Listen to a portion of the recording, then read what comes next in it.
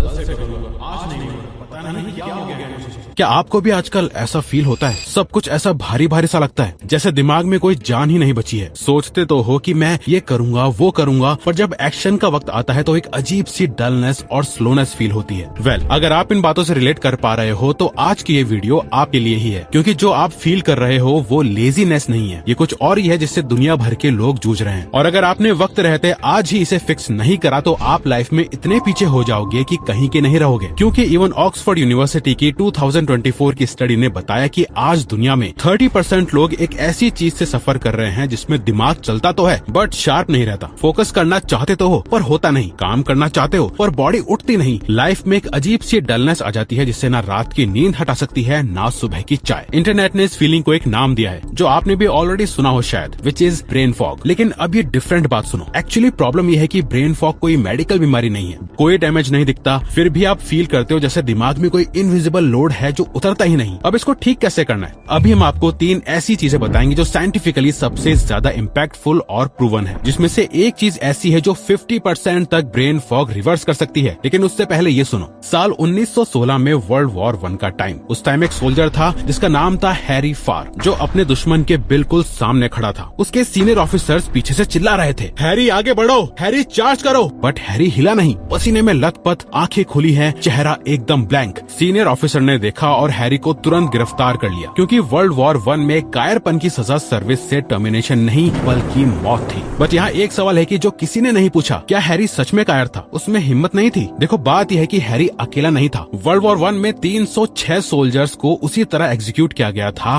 कायरपन के इल्जाम में। सबका सेम रिस्पॉन्स था, जंग के मैदान में फ्रीज हो जाना और कोई एक्शन ना लेना। अब यहाँ रुको और सोचो, ये सब लोग कायर नहीं थे, इनके साथ कुछ और हो रहा था जो उस वक्त किसी को समझ नहीं आया। हमारा दिमाग कोई जादुई अनलिमिटेड पावर की मशीन नहीं है, ये एक बायोलॉजिकल सर्किट है और हर सर्किट की कुछ लिमिटेशंस होती हैं। जैसे 2 गीगाहर्ट्ज का प्रोसेसर 10 गीगाहर्ट्ज के बराबर नहीं दौड़ सकता, 2 GB RAM 120 GB data store नहीं कर सकती। इसी तरह ब्रेन भी लिमिटेड एनर्जी और लिमिटेड प्रोसेसिंग कैपेसिटी के साथ बना है और इसका एक ही अल्टीमेट गोल है, जिंदा रहना, सर्वाइव करना। ये दिमाग की नंबर 1 प्रायोरिटी है और इस सर्वाइवल के लिए ब्रेन 2 प्रिंसिपल्स पे चलता है। पहला, लाइफ प्रोटेक्शन, बॉडी को किसी भी डैमेज से बचाना। दूसरा, एनर्जी एफिशिएंसी, एनर्जी सिर्फ वहाँ खर्च करना जहाँ सर्वाइवल के चांसेस बढ़े, क्योंकि ब्रेन बॉडी का सिर्फ 2% मास है बट ये 20% कैलोरीज अकेला कंज्यूम करता है। अब हैरी फार के केस में क्या हो रहा था? वो वॉर जोन में था, सामने दुश्मन, पीछे सीनियर्स, फाइट करे तो मरे, भागे तो भी मरे। उस सिचुएशन में ब्रेन ने एक थर्ड ऑप्शन चूज किया, फ्रीज मोड में चले जाना। जब थ्रेट इतना सीरियस हो जाता है, दोनों साइड डेंजर होता है, कुछ करना समझ नहीं आता तो ब्रेन आपको जाम कर देता है, माइंड पैनिक मोड में चले जाता है, बॉडी कंप्लीटली स्टिल हो जाती है, क्योंकि उस मोमेंट में जिंदा रहना ही जीत होती है। हैरी फार कायर नहीं था, उसका ब्रेन उसे बचाने की कोशिश कर रहा था। अब सुनो रियल रीजन क्यों आप फॉगी फील करते हो। The real reason you feel foggy.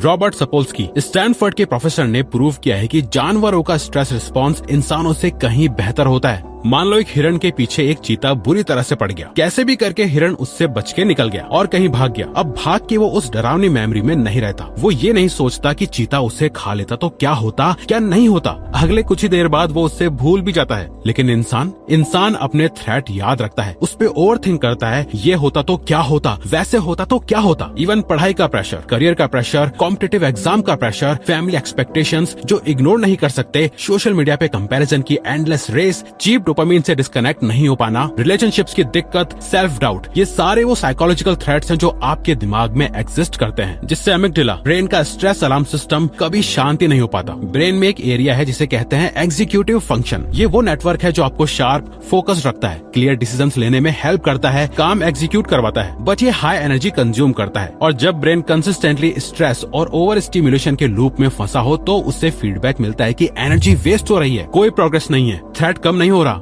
तो ब्रेन क्या करता है, एनर्जी सप्लाई कट कर देता है। और यही वो मोमेंट है जब आपको पहली बार प्रोक्रेस्टिनेशन और डीमोटिवेशन फील होना शुरू होता है। अगर ये कंसिस्टेंटली चलता रहे, स्ट्रेस हार्मोन्स हाई हो, नींद पूरी ना हो, तो वर्किंग मेमोरी की फंक्शनिंग ड्रॉप हो जाती है, विल पावर लॉस होने लगती है और अमिगडाला लॉजिकल ब्रेन को डोमिनेट करने लगता है। न्यूरोसाइंस में इसे कहते हैं अलोस्टैटिक ओवरलोड। बिल्कुल वैसे जैसे एक प्रोसेसर के ओवरबर्डन होने पे पूरा सिस्टम स्लो हो जाता है, आपका दिमाग भी स्लो होने लगता है। और यही है brain fog. Stress plus over stimulation stimulation minus recovery is equal to brain fog. आजकल क्या हो रहा है हमारे साथ? Stress all time high, over stimulation में 6 से 8 घंटे का screen exposure, non stop scrolling, Netflix binging, social media comparisons, corn, gaming, over thinking, सब कुछ। और रिकवरी 5 घंटे की नींद। आप खुद ही सोचो, ऐसे में कैसे काम करोगे? कैसे अपने बड़े बड़े सपने पूरे करोगे? कैसे अपने पेरेंट्स को प्राउड फील कराओगे? देखो, इसे फिक्स करना आसान नहीं है। एक रात में सब कुछ नहीं बदलेगा, पर अगर आप ये 3 फिक्स अपनी लाइफ में अप्लाई कर देते हो तो चेंज होना शुरू हो जाएगा। ये ऐसे ही है जैसे अपने ब्रेन के अंदर से सारा कचरा निकाल के डेटॉल लगा के सफाई करना। लेकिन अगर आप अपनी लाइफ की सभी प्रॉब्लम्स की सफाई सुपर फास्ट करके लाइफ में अपना बेस्ट वर्जन बनना चाहते हो, और अगर आप सच में अपनी लाइफ के लिए सीरियस हो, अपने दिमाग का ताला खोलने के लिए ये मान लो आपको 3 चाबी लगेगी, जिसमें से सबसे पहली है स्ट्रक्चर्ड लाइफ। ये सुनने में सिंपल लगेगा, बट ये अकेला फिक्स आपके 50% ब्रेन फॉग प्रॉब्लम्स खत्म कर सकता है।